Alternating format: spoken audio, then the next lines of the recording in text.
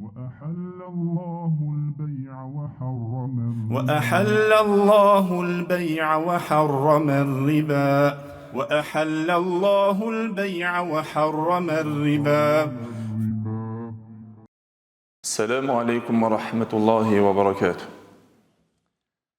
الحمد لله الذي شرع لنا من الدين ما ارتضاه وأحل لنا البيع وحرم الربا فعمت بها البركات وازدهرت الأرجاء.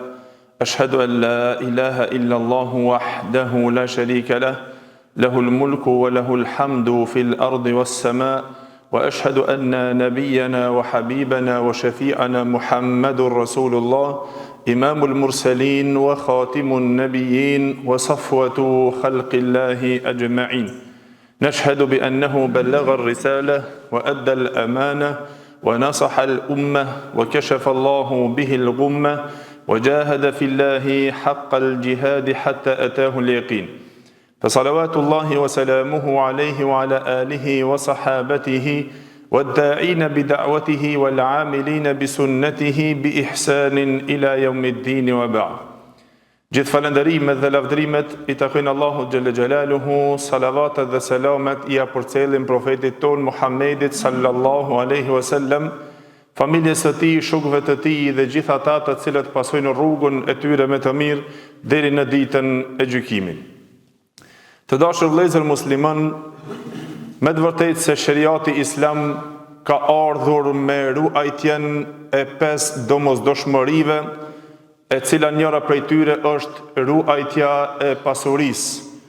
Edhe se mu për atë e ka ligjësuar Islami shitblerjen, por në të njëjtën kohë dhe ka ndaluar disa lloje të shitblerjes, të cilët në to kanoset rreziku I pasigurisë, rreziku I mashtrimit, rreziku I panjohurisë dhe I padrejtësisë, dhe se dietarët e kanë ndarë shitblerjen, të cilën është e njohur dhe e dim dhe jemi duke folur rreth tyre, pra në 2 llojet kryesore, të cilën thanë se është e ndaluara, e cila është shitblerja e ndaluar në vetvete, dhe ajo e cila është për shkak të tjerave, disa faktoreve të jashtëm, të cilët e bëjnë ato të ndaluar. Pra nuk është e ndaluar në vetvete, por për shkak disa faktorëve tjerë të jashtëm të cilët ato e bëjnë ato përfitime, pra e bëjnë të ndaluar. Dhe na folëm dhe treguam rreth asaj të ndaluarës në vetvete dhe ato të gjitha të cilët I cekëm nga shitblerjet e ndaluara më herët ishin nga ato të cilët janë el-buyu el-muharrame li dhatihi, dhe gjithashtu tema e jonë në të cilën pra do të inkuadrohemi sot është në ato shitblerje të cilët kanë të bëjnë pra të kësaj të dytës el-muharram li gajrihi, ata të cilët janë të ndaluara por për shkak faktorëve tjera të jashtëm të cilët futen në to. Dhe se pa dyshim se njerëzimi nuk ka njoftur sistem financiar më të sakt, më të pastër, më të drejt, më përfshirës dhe më shpresvënës e më I pastër e më I qëndrueshëm se sa sistemi islamik, në të cilën ai sjell pra këto rregulla për mbrojtjen e pasurisë së njerëzimit, që mos të ketë në to mashtrim, e mos të hasin në ndonjë pasiguri, mos të futen në ndonjë padrejtësi, e që të hahet malli I njerëzve pa drejt, edhe të hahet duke marrur pa hak dhe duke shkelur ato dhe duke marrë në përkëm. E mu për atë vëllezër, ajo që është e njohur pra, është një lloj prej atyre të cilët futen këto që janë shkak që është bërë e ndaluar një shitblerje, është për shkak të shitblerjes e cila quhet bej'ul gharar wal jahala.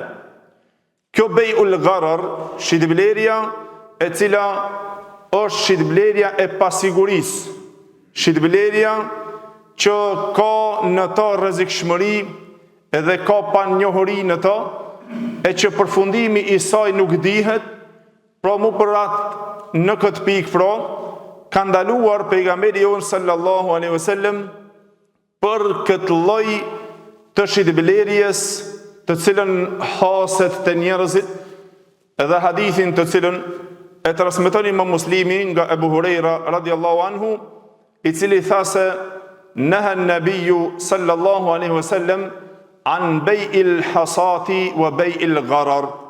Ka ndaluar pejgamberi jon sallallahu alaihi wasallam nga shitblerja e guralecave dhe shitblerja e pasigurisë, e paqartësisë. Çka do të thonë në kuptimin fjala bai'ul gharar? El gharar u vëllezër në gjuhë, dietarët na treguan se është për qëllim pra mashtrimi, pasiguria edhe paqartësia në to që gjendet për shkak të ndonjë çmimit, për shkak të mallit apo artikullit, apo për shkak dhe të ndodh dhe për shkak të që nuk është e njohur dhe afati i asaj shitblerje me të cilën ti e bën ato. E pejgamberi on sallallahu alaihi wasallam ka ndaluar pra për këtë lloj të kësaj shitblerje, që në gjuhë pra i futet çdo send çka është mashtruese, edhe ka rrezik në to, edhe ka padrejtësi në to. Të futesh deri në rrezikun e padrejtësisë që në to është diçka e paqartë. Edhe sa ajo është mashtruese, të mashtron që ti të futesh në atë shitblerje. Por përfundimi i saj është i hidhur dhe i keq dhe është mashtrim dhe është padrejtësi.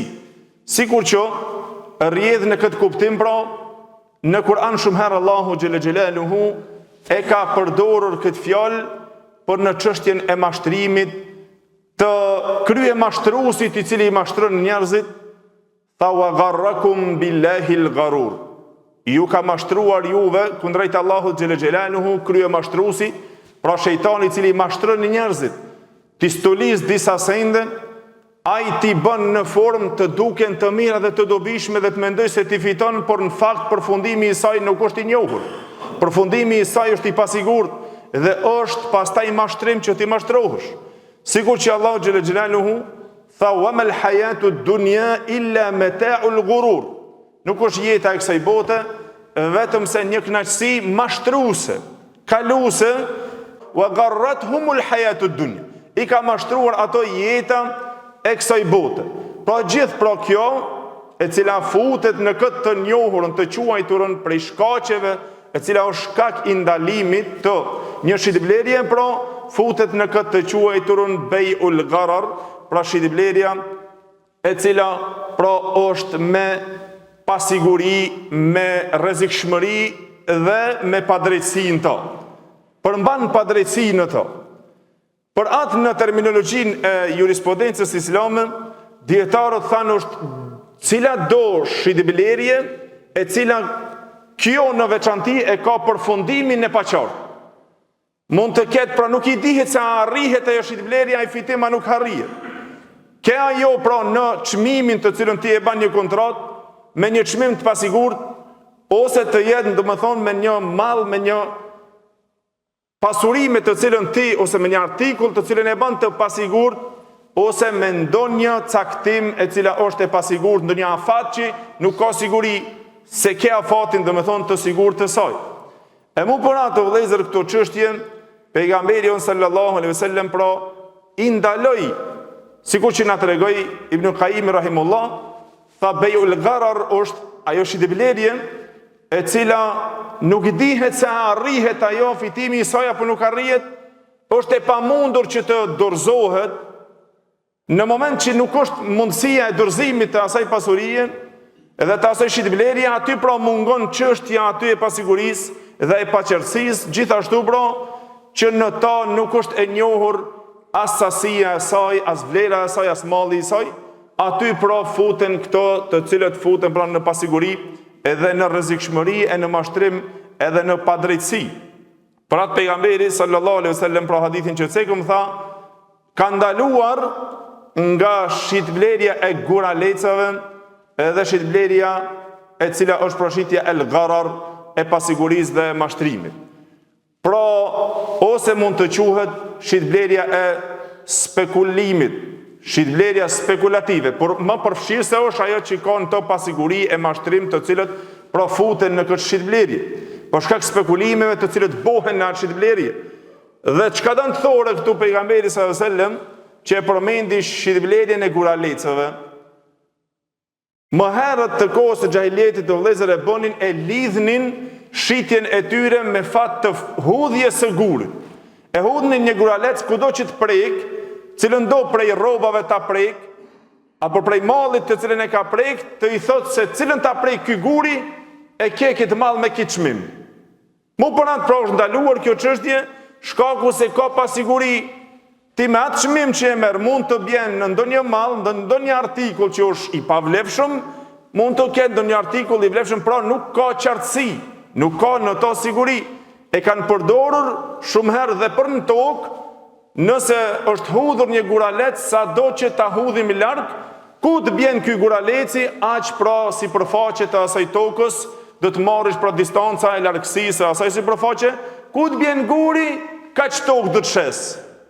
Kjo pra futet në kumar në ato paqartësiat të cilët domethënë është e ndaluar pra sheriatikisht kjo çështje.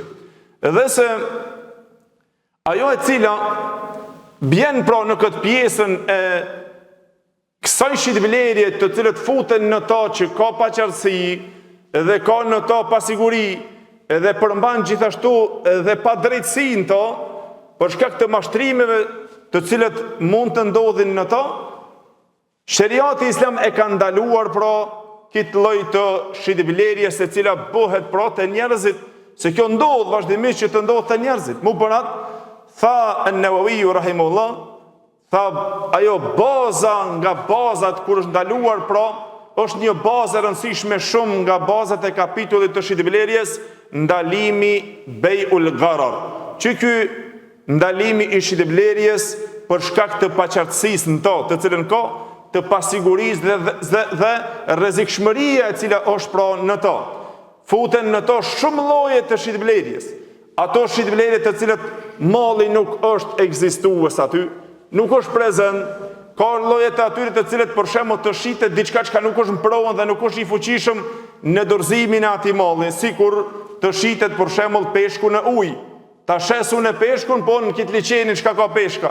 Nuk ka domethënë ky lloj shitblerjes ka në to paqartësi dhe pasiguri, dhe përfundimi i saj është rrezikshmëri. Pra është pa drejtësi, ose të shet për shembull shpendin i cili fluturon dhe ka ikur. Më herët ka pasur rob të njerëzit të cilët i kanë shitur robrit. Nëse ka ikur pronari, ky robi prej pronarit të vet, atëherë këtu futet me njëherë të kjo shitblerja e paqartësisë dhe pa sigurisë. Ka ikur ai unë ta shes atë robin që më ka ik. Ose nëse ka ikur një kafsh e ytja, unë ta shes kafshën që më ka ik. Qysh e shet kafshën që më ka ik? Amo me një çmim me të cilën ndodh ky mashtrim. Ndodh që njeriu të mashtrohet. Më ka ikur për shembull kafshën, ose ma kanë vjedhur mu automjetin, unë e shes automjetin e vjedhur, nëse ai i bën 10.000 euro, unë thom 2.000 euro kush e blin. Këtu është mashtrimi, se ky që i futet në këtë shitblerje, pra futet me një mashtrim, me një pasiguri. Ajo është e vjedhur, ja e gjen, ja nuk e gjen. Përfundimi i saj është i pasigurt dhe është i paqartë dhe është rrezikshmëri.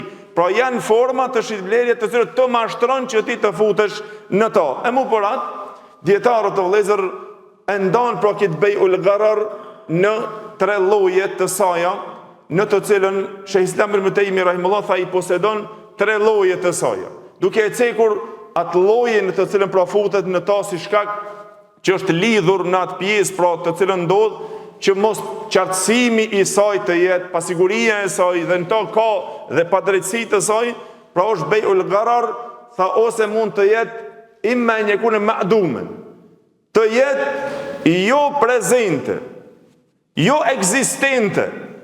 Ai mall në të cilën ti ban shitblerje nuk është aty, nuk ekziston dhe ajo është beju habelil hable. E ka quajtur pejgamberi sallallahu alajhi wasallam një lloj shitblerje që është quajtur habelil hable, që thuhet shitja e pjellës apo e shtatzanis apo e fetusit mbark të kafshës. Për shembull ka qenë te barku i deveve me e shit pjellën e devës mbark, por kur të bojnë e kjo, kur të vjen lindja e saj, ta shesësh ato. Kjo ka qenë njëra prej llojeve në të cilën e ka ndaluar pejgamberi jon sallallahu alaihi wasallam dhe bei'u sinin, shitja e viteve, të shesësh ndonjë fryt, të shesësh ndonjë mbjellje, por kaq vite, pa u bër ajo, pa u pjekur ajo. E mu përnat Islami i ka vendosur pra këto kritere o vëllezër, në të cilën pejgamberi sallallahu alaihi wasallam, hadithin që transmeton Imam Buhariu dhe Muslimi nga Abdullah ibn Umar radhiyallahu anhu, tha ka ndaluar pejgamberi sallallahu alaihi wasallam an bei'u habalil habla. Ka ndaluar pejgamberi sallallahu alaihi wasallam të shitet shitja e pjellës në bark të kafshës, apo shitja e fetusit në barkun e nonës, pra për të devet, të kafshët, të lopat, të delja, ti ta sheq atë e cila është në barkun e saj. Unë e kam kingja, për shembull, edhe i mban ajo në bark, por ti shes për kur të lindin ato. Ose tjetra, pra që e tha Abdullah ibn Umar radhiyallahu anhu, tha gjithashtu pra që të shiten përpara, tha ishte më herët në zakon të koha e gjahiljetit, të cilët ishin pra të pejgamberi sallallahu alaihi wasallam, tha ata e bënin dhe shpërndanin, shkëmbenin shitblerjen e mishit të devës për afatin deri me një afat të caktuar kur të lind e vogla e saj, kur ta lind atë që e ka në bark, dhe ajo të jetë të ngel ajo 7 zonë pastaj deri atëherë afatin. E ka ndalu pejgamberi sallallahu alaihi wasallam këtë lloj shitje, që ti ta shesësh me viçin në bark që e ka lopa. Kur ta bën ajo, unë kam viç, unë ta shes kaq çmimin. Nuk ka siguri, ka paqartësi. Nuk i dihet ajo kur e bën viçin, a e bën viçin të shëndosh, a do të del, a është për të shitur, a nuk është për të shitur, nuk shitet as lopa, as viçi, as dikush, e as devja, që të shitet pra me atë të cilën të ketë afatin, dhe me thonë, afati që do t'i vjen pas kur ajo ta vendos pra të voglën e saj.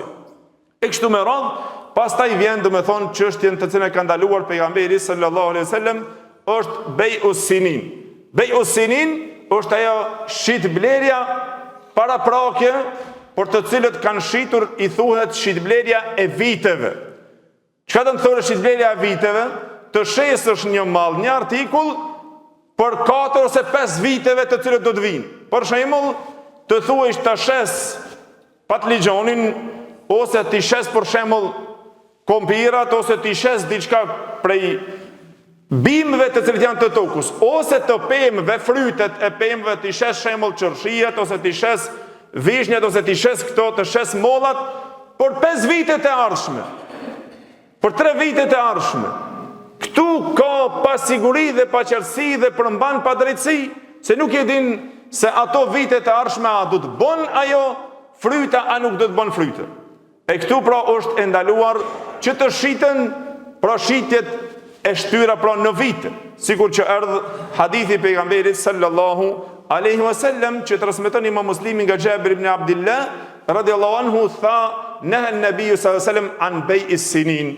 Ka ndaluar pejgamberi sallallahu alaihi wasallam për shitjen e viteve të ardhshme. Do ta shes këtë mall, këtë fryt, por 3 vitet që vjen, mi shet mollat për 3 vitet të cilët do të vinë, ose 4 vite, ose 5 vite. Këtu është pra ajo shitblerja që përmban vetë pasiguri edhe paqartësi dhe ka rrezikshmëri, arrihet rreziku dhe padrejtësia në to. Gjithashtu hadithin pra që e transmeton Imam Muslimi nga Jabir ibn Abdullah radhiyallahu anhu, tha naha an-nabiy sallallahu alaihi wasallam anil muhaqala wal muzabana wal mukhabara wa bei'u thamari hatta yabdu salahuhu. Tha pejgamberi sallallahu alaihi wasallam ka ndaluar nga këto disa lloje të shitblerjes të cilët bëhen për vite që ndodhin. Ato më shumë ndodhin në drithra, ndodhin për shembull në frytet e pemëve të cilët shiten ende pa u bë, ose të bimëve të cilët shiten ende pa u bë. E i ceku pejgamberi sallallahu disa nga këto lloje. E tha ka ndaluar nga al-muhaqala. Çka janë këta al-muhaqala? Tha është që të shesësh drithin tant ose grunin tant, të cilën është ende pra në kalli atje, me diçka që e mot këtu me grurin e pastër. Ose ta shesësh atë që e kje ende në kalli me një çmim që ty ta merr mendje kaq gru mund t'i kemun aty, dhe ti ta shesësh atë me çmim. Që kjo është bërë më herët.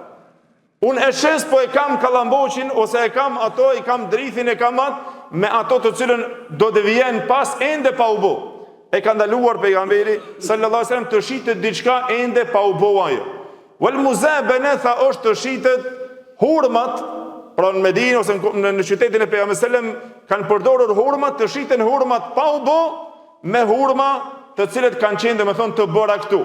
Me ble përpara kanë bërë dhe ndryshimin e tyre. Ka shit për shembull ka dhënë 1 kg grun me 1 kg elbe, ka ndryshuar kështu me radhë. Pra të jetë koha dhe sezona që ai ta shet ato, që ta shet për shembull hurmat e pa bëra me diçka të bërë. Ende nuk i ka mund, po ti më jep 2 kg pastaj ti marrësh atë unë. Kjo është pa siguri. Edhe gjithashtu ngel ajo të cilën tha pejgamberi sallallahu alajhi wasallam al-mukhabara. E çka është kjo mukhabara? Ky lloj të cilën bëhet shumë, kjo më shumë ndodh në frytet të cilët janë në tokë. Ai i cili e shet tokën, kjo ndodh, quhet dhe bejul muzara atëna, që bëhet për shembull pronari e ka tokën, bujkit ja jep, ai ta bën farën ose ati i jep ai që ta bën prodhimin dhe punën, e pastaj ndarja në këto të jetë pjesërisht ose të jetë domethënë me ndonjë pjesë të tokës e kështu me radhë. Do të shpjegojmë inshallah në dersin e ardhshëm se çka është kjo bejul mukhabara. Kjo është njëra nga ato shitblerët e rrezikshme që rrezikon që ndoshta edhe te na merrmi pra me këtë lloj të shitblerës që duhet sqaruar. Inshallah vazhdojmë në dersin e ardhshëm me lenin Allah xhela xhelalu. Wa aqulu qawli hadha astaghfirullahi wa lakum alhamdulillahi rabbil alamin.